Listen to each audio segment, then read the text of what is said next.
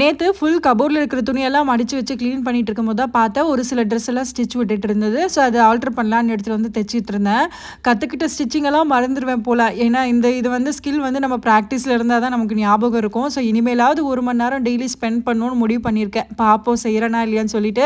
அதுக்காகவே வந்து டைனிங் டேபிள்லேயே வந்து மிஷின் வச்சு அதுக்கு ஒரு கவர் வந்து வாங்கி போடணும். இது ஸ்டிச் பண்ணிட்டு எடுத்து வச்சுட்டு லெமன் டீ தான் போட்டு குடிக்கலான்னு வந்து ரெடி பண்ணிட்டு இருந்தேன். அடிக்கிற வெயிலுக்கு எல்லாரும் மோரு, லஸ்ஸி, ஜூஸ்ன்னு குடிச்சிட்டு இருக்காங்க. ஆனா எனக்கு என்னமோ அந்த ஈவினிங் ஒரு வேளையாவது டீ குடிச்சா தான் வந்து மைண்டே வந்து ரெஃப்ரெஷிங்கா இருக்கும். நம்ம ஃப்ளோரே காலியா இருக்கு. எல்லாரும் ஊருக்கு போயிருக்கிறதுனால, அதனால கொஞ்ச நேரம் காத்தோட்டமா இந்த ஸ்டெப்ஸ்ல வந்து உட்காந்துட்டு டீ குடிச்சிட்டு இருந்தேன். வேற எங்கேயோ மழை பெய்யும் போல. அதனால வந்து நல்லா காத்தடிச்சிட்டு இருந்தது. ரிலாக்ஸ் பண்ணிட்டு அதுக்கப்புறம் வந்து கிச்சனுக்கு வந்தாச்சு.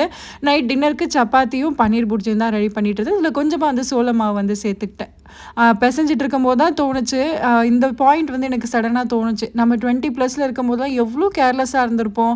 ஒரு வேலை செய்றதுக்கு 1008 சோம்பேறித்தனம் இருக்கும். மட்டும் பார்த்துக்கலாம் அப்படின்ற மாரிலாம் இருந்திருக்கேன். பட் 30 ப்ளஸ் ஆனதுக்கப்புறம் தான் அந்த லைஃபோட ரியாலிட்டியே புரியுது. ஹெல்த்ல அடி வாங்குது, ஃபினான்ஷியலா இண்டிபெண்டன்ட் இல்லன்னு தோணுது, அப்பா அம்மாவ பார்த்துக்க முடியலன்னு தோணுது, எல்லாத்துக்கும் ஒரு கில்ட்டி. சில டைம்ல பெட்லேருந்து எந்திரிக்கிறதே வந்து ஒரு பெரிய டாஸ்க்கா இருக்கும். அது இந்த ஹார்மோனல் இம்பேலன்ஸ்லாம் வந்து நான் ஃபேஸ் பண்ணிட்டு இருக்கேன் ஒரு 6 மந்த்ஸா. இதனால வர்ற மூட் ஸ்விங்ஸ் வந்து சொல்லிக்கவே முடியாது. அந்த மாரி இருக்கும். ஸோ நீங்களும் 30 ப்ளஸ்ஸா இருந்தா, நீங்க ஃபேஸ் பண்ற ஸ்ட்ரகிள் என்னன்னு சொல்லிட்டு கண்டிப்பா ஷேர் பண்ணுங்க. இந்த வீடியோ உங்களுக்கு பிடிச்சிருக்கும்னு நெனைக்கிறேன். தேங்க்ஸ் ஃபார் வாட்சிங்.